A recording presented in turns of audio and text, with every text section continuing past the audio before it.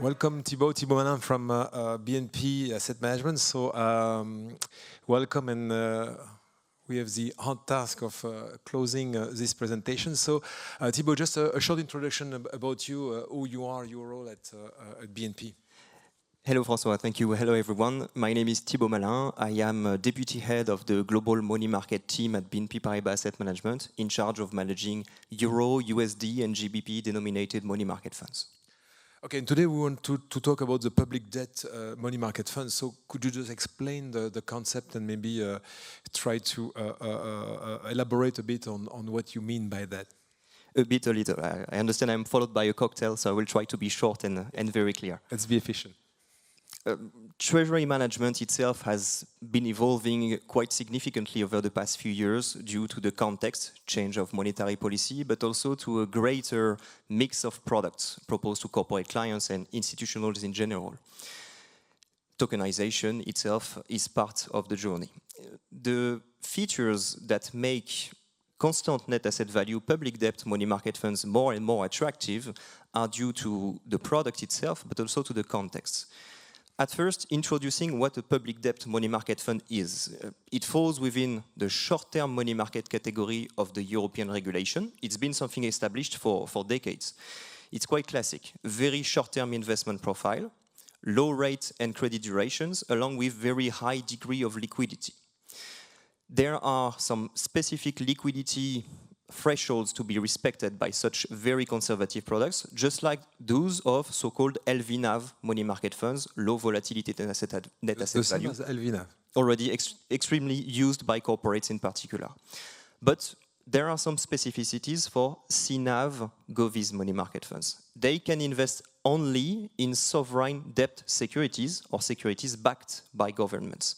That means avoiding the financials and the corporate exposures into the money market fund itself. It can employ, thanks to the regulation, the amortized cost methodology of the assets that allows a greater stability of the returns over time. That, coupled with a very short-term investment profile, ensures consistent and stable returns versus the benchmark Euro short-term rate. It also, in general, benefits from very high credit quality, on top of having only public debt securities as underlyings. It also generally benefits from AAA ratings from external rating agencies, setting the highest credit quality. Because of the diversification. Exactly. So such products are indeed very interesting in terms of features itself, and in a very volatile market environment, cause for a lot of interest from clients because of this stability and this structure on public debt. But the context also pushes a lot towards these money market funds. Why? 5 years ago, we had negative interest rates at the European Central Bank, coupled with negative spreads versus Euro short-term rates on all maturities on treasury bills on the European Union. That meant a destruction of value for these portfolios 5 years ago. So no interest for clients because we had more performance in any other money market funds with higher spreads coming from financials and the diversification and corporates. With the change in monetary policy, raising interest rates, we are now in a positive and high interest rate environment, and from 2 to 2.25% starting from tomorrow ahead.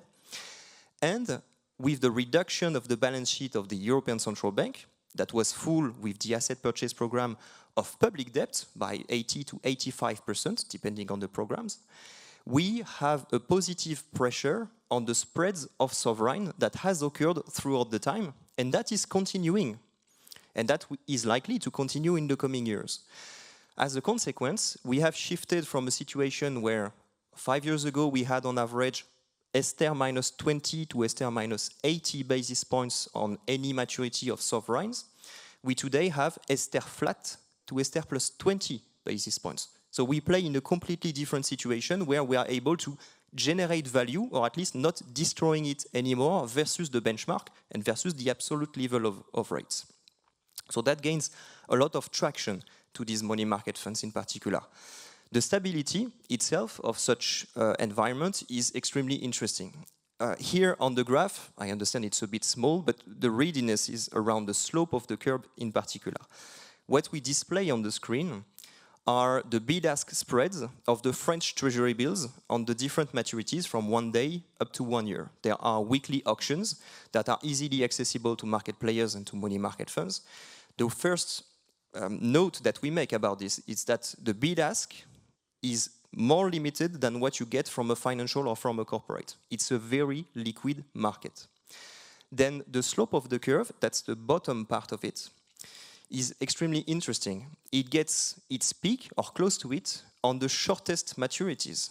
Once you reach 3 to 4 months on a French Treasury bill, and that's the case of many different countries in the Eurozone, you get 12, 13, 14 basis points of spreads. Whereas, when you go from 4 months to 1 year, you only get a pickup of 1 or 2 basis points. So why extending that much your maturity? And that completely serves the interests of a public debt money market fund, whereby you are here to provide first and foremost the capital preservation, but also the liquidity. So as a short-term investment profile, such environment is completely positive for the management today of CNAV Govies money market funds. It was not the case 3, 4, 5 years ago. So these products are gaining a lot of traction for institutional and corporate investors. Another component that is very interesting, and just ahead I present the rate management in a public debt money market fund. Here, just a bit of context which we have touched upon on the previous session on the agenda. What we show on the screen are the different curves of markets expectations on what will be the future Euro short-term rates. Said differently, each point, moving forward in time, represents a date at which the European Central Bank will make an investment decision on its key rates policy. And that's going 18 months upwards. What you see at the bottom, the blue curve, represents what were the market expectations before the war in Iran. So stability of rates, timidly pricing an interest rate cut by the end of the year. The red curve, just above, represented 1 week after. So great market volatility. Market expected from 1 to 2 interest rate hikes. We had one delivered last week by the European Central Bank. And we are today on the orange curve, or close to this, because it evolves significantly on a daily basis. And we are in between, where the market priced in at the beginning of May. So on a daily basis, we have shifts of 10, 15 basis points on the rate curves, not knowing where it will land at the end of the year. This is a risk we are managing in money market funds in general, and CNAV Govies funds do not make an exception, because when you deal with a fixed rate, whether it is on a deposit or any other type of security that is attached to a fixed rate, you are taking a risk of underperforming the potential future level of rates quite significantly due to this volatility. And here, this slide presents many different information, but if we focus on the bottom left of it, this represents the key characteristics of a CNAV Govies money market funds that we launched at the beginning of the year at BNP Paribas Asset Management. You can see that from February, where the average rate duration of the portfolio was 30 days, the so-called WAM, we decided in March to significantly reduce it, and over time, until we reached today, where we have interest rate hikes from the European Central Bank, we are close to 1 day of rate duration. That means it directly benefits overnight to the performance of the portfolio. This is something that you cannot reach in an investment that is coupled with a fixed rate. 2 other components that are important for such products. On the left-hand side, you can see the credit duration of the portfolio that is of the highest credit quality. Fitch Ratings assesses the portfolio of more than 80% of the underlyings on the top of the investment grade, F1+, equivalent to AAA on the long-term ratings. And in the middle, you can see the breakdown by liquidity of such products. It is constituted close to 40% of overnight liquidity. That ensures in and outs for significant amounts on a daily basis from its shareholders without harming the asset structure. Everything on the fund is built to preserve the capital of investors and to serve the best interests. And these interests today are close to Euro short-term rates. Also, thanks to the diversification of the portfolio, we invest in treasury bills, yes, but not only. There are some commercial papers issued by agencies, for instance, or supranationals, that generally, for the case of agencies, pay a premium compared to the sovereign to which they are attached. I take the example of the French social security system. or a region or a department. A major issuer. A major issuer on money markets. And there we can get a pickup compared to what we get on treasury bills with same to extremely close degree of liquidity. That makes a strong interest. And you can see on the right the allocation between the different countries. So yes, this product has a significant exposure to France. It's not only because we are French and we love our country, right? It's because it's a very deep, very liquid market that issues at very interesting yield considering the credit quality.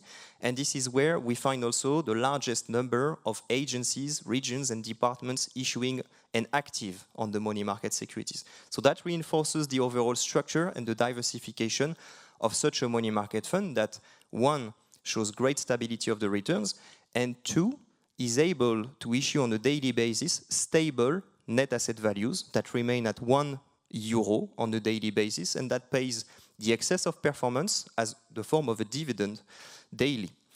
It is also able to issue traditional capitalization share class that reflect this performance to all the shareholders that would prefer such type of investment. It's 100% public debt, supranationals or semi-public institutions? No, it's fully public debt. The regulation stipulates minimum of 99.5% of sovereign debt or assimilated. And what they mean by assimilated is agencies, supranationals, localities, etc. Social security could be considered as... Yes. Okay. And a security that would be guaranteed by a government would be also eligible to the portfolio. Yes. Yeah.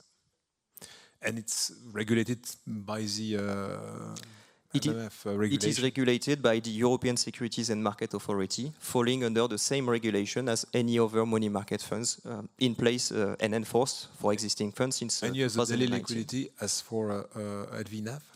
It has the same minimum daily and weekly liquidity, 10% and 30% minimum required, respectively.